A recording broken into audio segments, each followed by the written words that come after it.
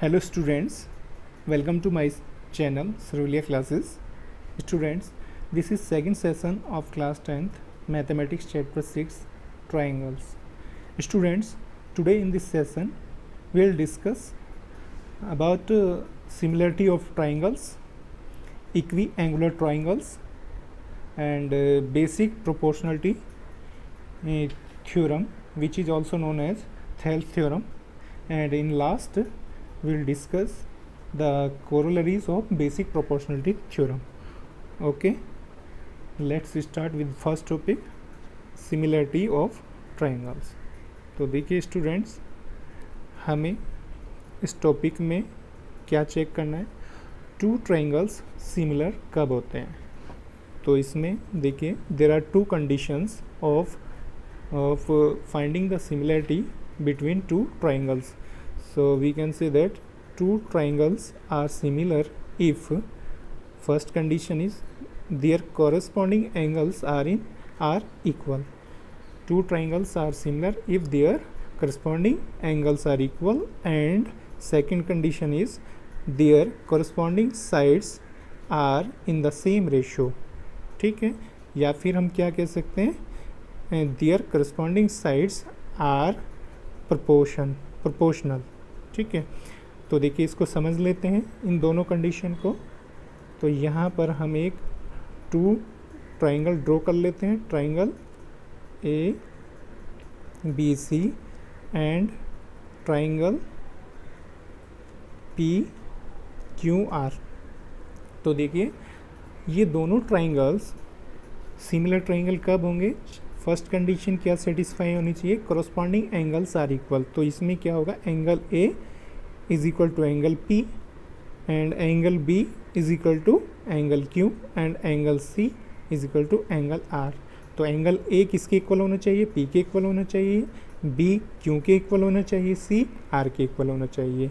This is the first condition.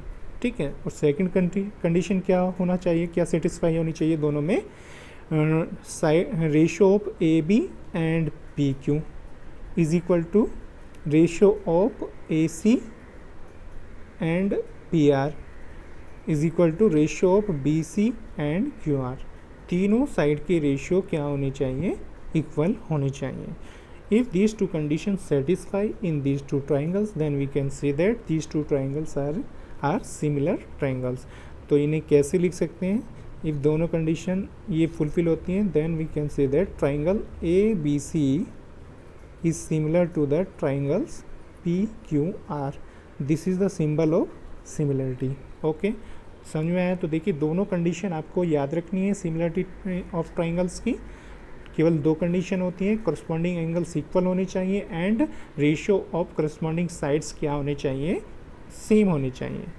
तो ये था हमारा फर्स्ट टॉपिक. अब इसके बाद आते हैं सेकंड टॉपिक पर.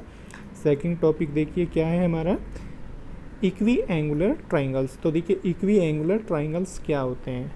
तो इक्वी एंगुलर ट्राइंगल का मीनिंग क्या होता है, देखिए इसमें वर्ड यूज़ हुआ है इक्वी. इक्वी का मतलब होता है इक्वल, एंगुलर का मतलब क्या होता है, एंगल. तो देखिए ऐसे ट्राइंगल जिसमें एंगल क्या होते हैं, इक्वल होते हैं, करस्पॉन्डिंग एंगल क्या होते हैं, इक्वल होते हैं, तो उन्हें हम क्या कहते हैं, इक्वी एंगुलर ट्राइंगल्स. तो देखिए समझिए इसको, if corresponding angles of two triangles are equal then they are known as equiangular triangles. तो देखिए अगर टू ट्राइंगल्स में करस्पॉन्डिंग एंगल इक्वल होते हैं तो उन दोनों ट्राइंगल्स को हम क्या कह सकते हैं, इक्वी एंगुलर ट्राइंगल्स. तो इन दोनों ट्राइंगल्स में आप चेक कर सकते हैं angle P and angle A दोनों क्या हैं, इक्वल हैं दोनों में. Angle C and angle R दोनों में इक्वल हैं. Angle B and angle Q दोनों में क्या है, इक्वल हैं. तो देखिए दोनों ट्राइंगल्स में एंगल क्या है, इक्वल हैं. तो हम क्या कह सकते हैं, these two triangles are equiangular triangles. Okay, now next point is basic proportionality theorem. इसे हम थेल्स थ्योरम भी कहते हैं. देखिए ये सबसे बहुत इम्पोर्टेंट थ्योरम है और फ्रीक्वेंटली बोर्ड एग्ज़ाम में पूछी जाने वाली थ्योरम है. तो इस थ्योरम को बहुत अच्छे से समझना है.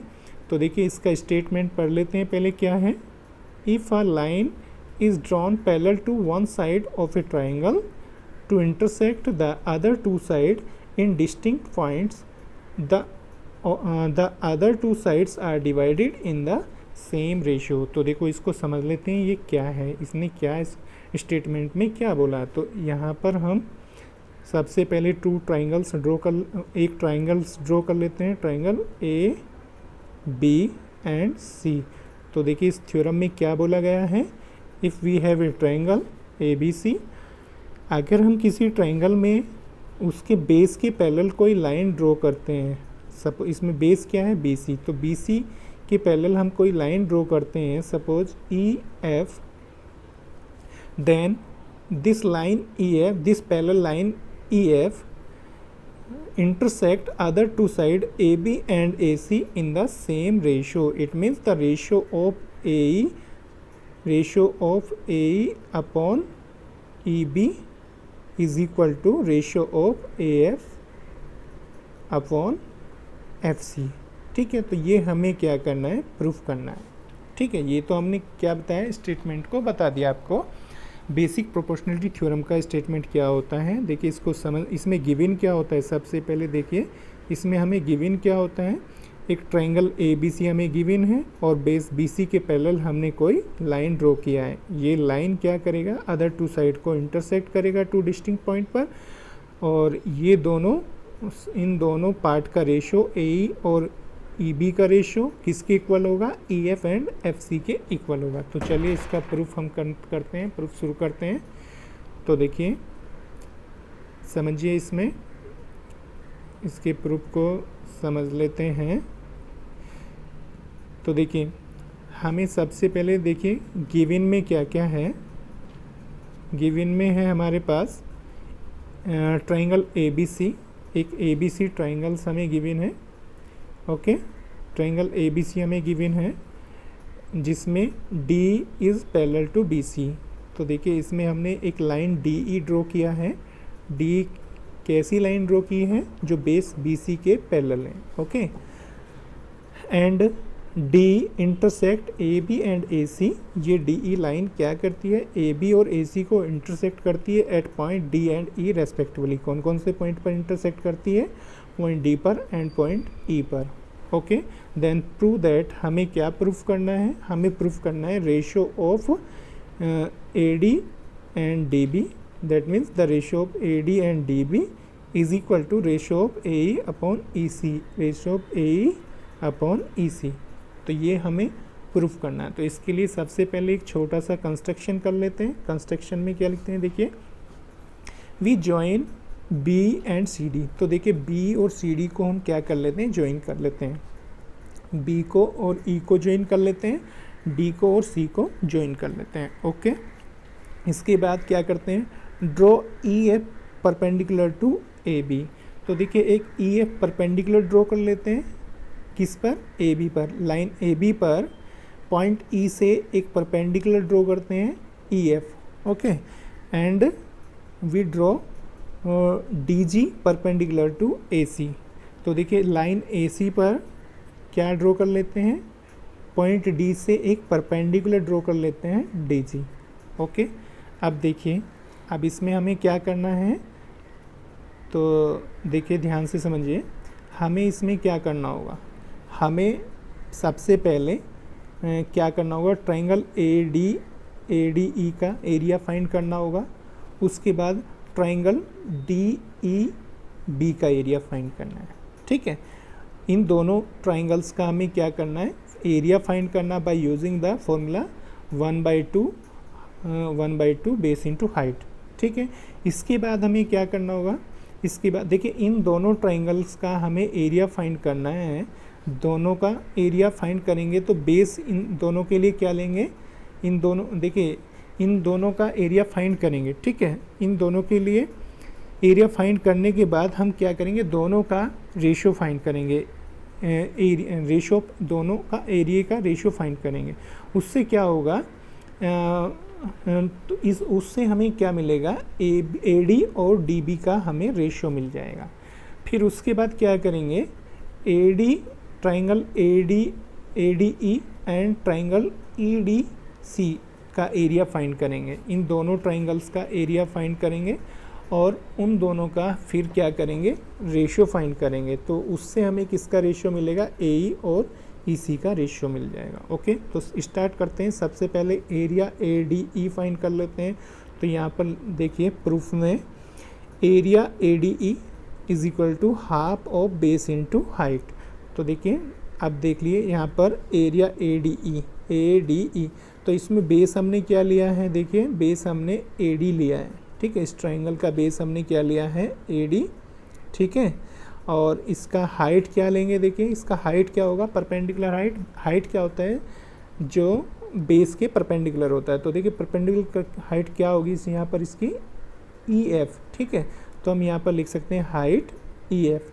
तो ये क्या होगा, area of triangle A D E, ठीक है। इसके बाद हम एरिया फाइंड करेंगे डी ई बी का, ठीक है। तो यहाँ पर लिखेंगे area of D B E is equal to, area of D B is equal to half of base into height. तो बेस इसका कितना होगा, डी बी, यहाँ पर डी बी लेंगे बेस की प्लेस पर।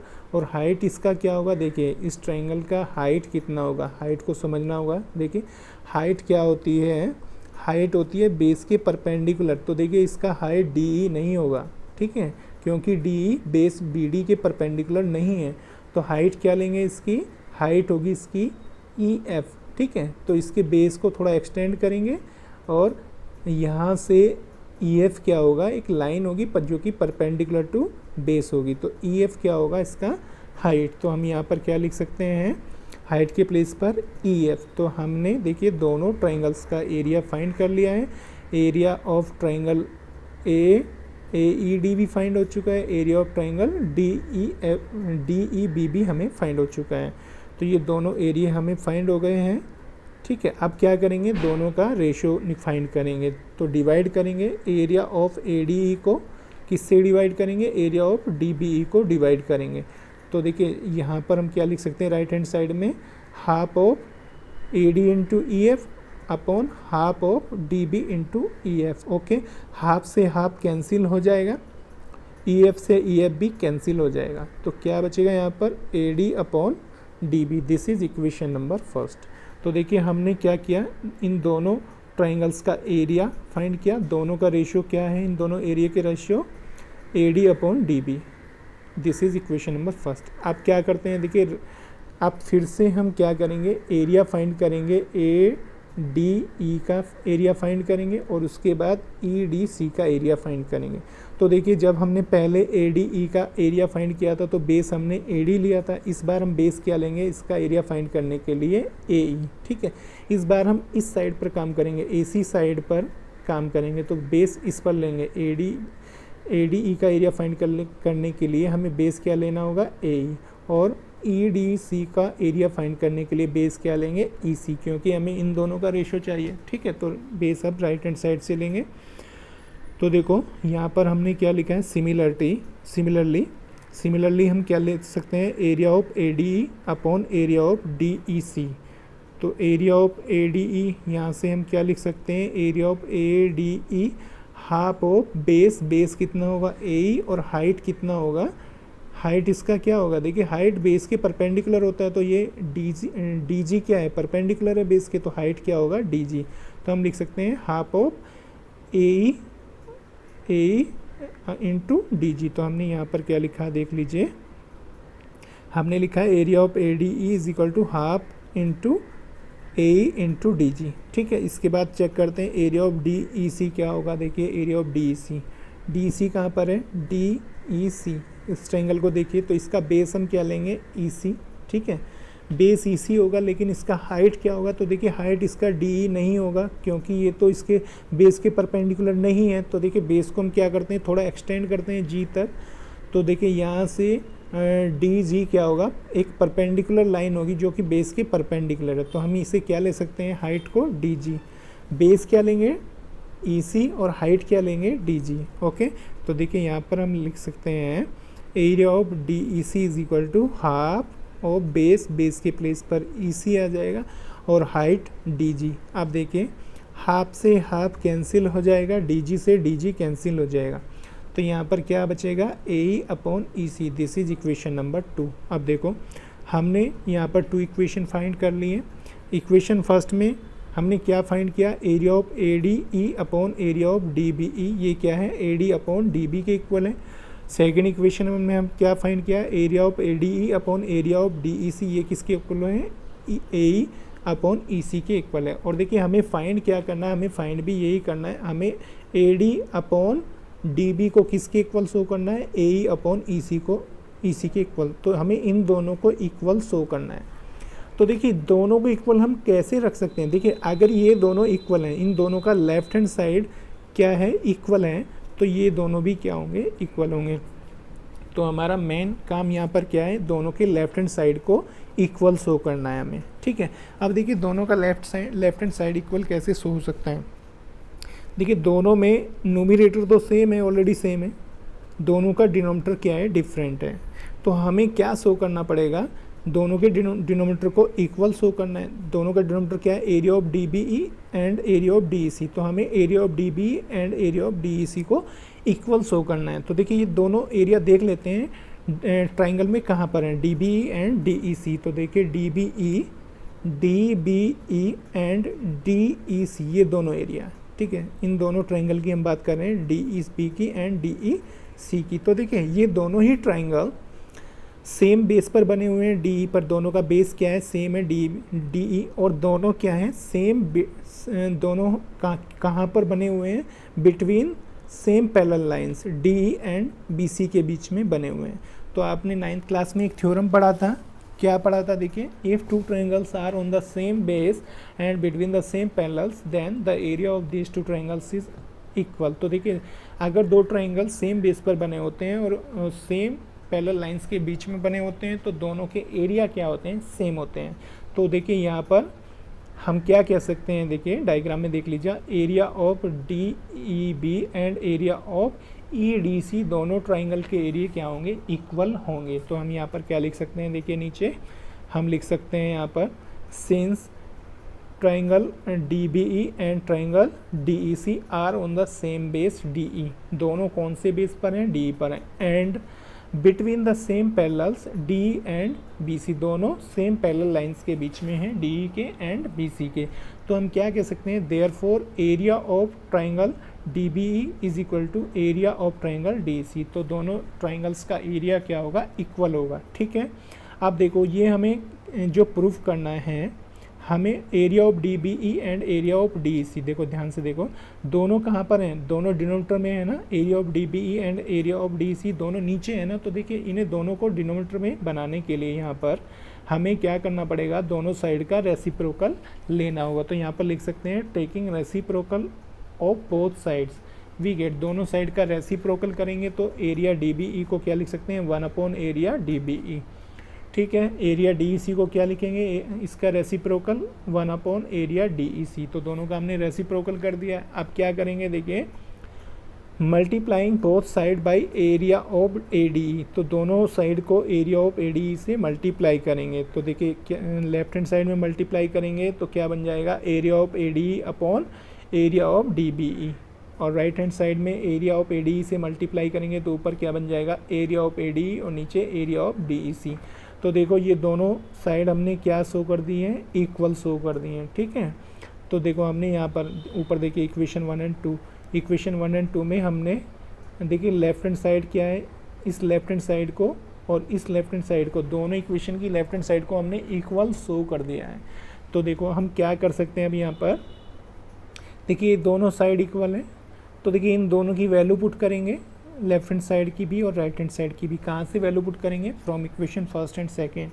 तो इक्वेशन फर्स्ट से हम area of A D E and area upon area of D B E की वैल्यू पुट करेंगे, A D upon D B, और इक्वेशन 2 से area of A D E and area of D E C की value put करेंगे तो क्या होगा, value ए upon E C. तो देखिए यही रिजल्ट हमें प्रूफ करना था, हमारा रिजल्ट आ चुका है, ठीक है। तो ये क्या था, ये था बेसिक प्रोपोर्शनलिटी थ्योरम, ठीक है। समझ में आया क्या होता है बेसिक प्रोपोर्शनलिटी थ्योरम, सबको समझ में आ गया। इसको आप अच्छे से रिवाइज कीजिए, प्रैक्टिस कीजिए 2-3 बार, क्योंकि ये क्वेश्चन बहुत इंपॉर्टेंट है और इस पर बेस्ड क्वेश्चन भी पूछे जाते हैं, ठीक है। तो स्टूडेंट आज की इस वीडियो में इतना ही रहने देते हैं, और नेक्स्ट वीडियो में हम बात करेंगे corollaries of the basic proportionality theorem.